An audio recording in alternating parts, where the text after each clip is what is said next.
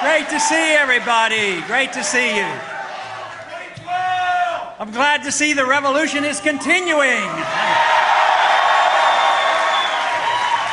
So there's a lot of exciting things going on. There is truly a revolution going on in this country.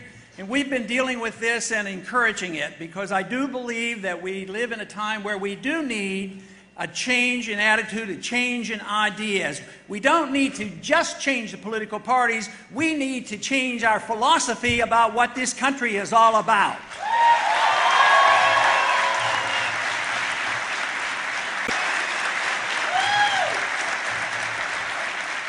This week I was scheduled to be on a financial program. I've been on a few of those lately, talking about things like the Federal Reserve and a few other things.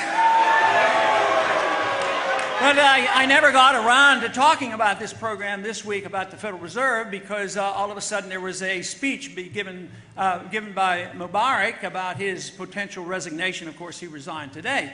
So that was the subject. But a lot of people now say, what should our position be? What should our position be about finding the next dictator of Egypt? And I would say we need to do a lot less, a lot sooner, not only in Egypt, but around the world.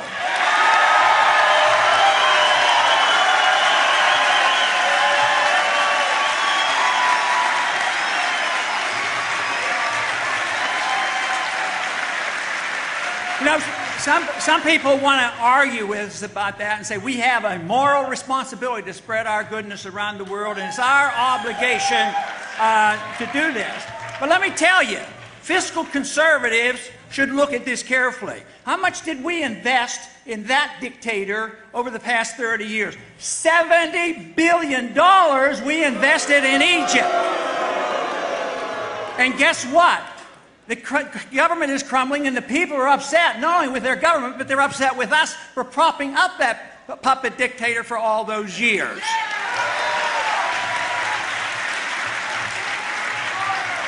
Now, to add insult to injury, where do you think the money went? To Swiss bank account.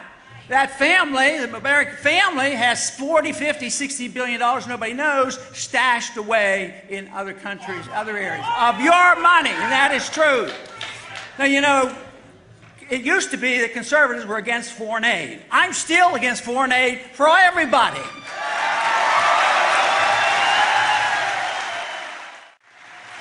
Now, you know, there's been a lot of talk about the budget deficit, and that's something that I was concerned about, you know, just a few years back, like 1976.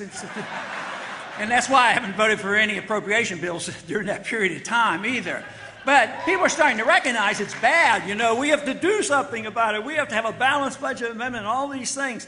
But, you know, unfortunately, even in spite of the improvement in the Congress right now, we don't have the votes, which is tragic. It's going to continue. And we're going to continue to bail out. We're going to continue to spend the money. Nobody wants to cut. I'm sure that half the people in this room won't cut one penny out of the military. And the military is not equated to defense. Defense spending is one thing. Military spending is what Eisenhower called the military-industrial complex, and we have to go after that. But let's say government, as you all, I am sure, would agree, is out of control, and it's very hard for us to get a handle on it. So let's say we even theoretically, and a miracle happened, and we balance the budget where we are today. It would be still a disaster because we're spending too much money. But it wouldn't change a whole lot. When a crisis comes, guess what happens? Guess who does the bailing out?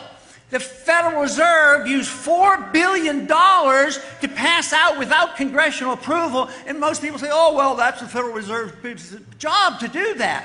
No, it is our job to check up and find what the Federal Reserve has done, audit them, and find out who their buddies are that they're taking care of.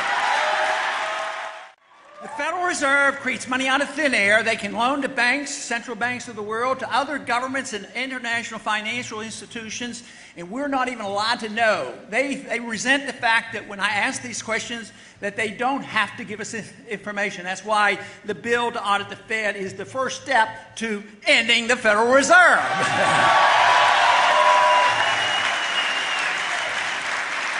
But the Federal Reserve will end itself because they will destroy the dollar. Since the Fed came into existence since 1913, they've eliminated 98% of the value of the 1913 dollar, and it's continual erosion. They pumped up at first when the crisis hit $1.2 trillion, another $600 billion, and believe me, there is an economic law that says you just can't continue to do this. So Congress has a responsibility. They should cut back, but Congress has a responsibility to protect the value of the currency, and that means that we have the moral and the legal authority to put checks on the Federal Reserve System.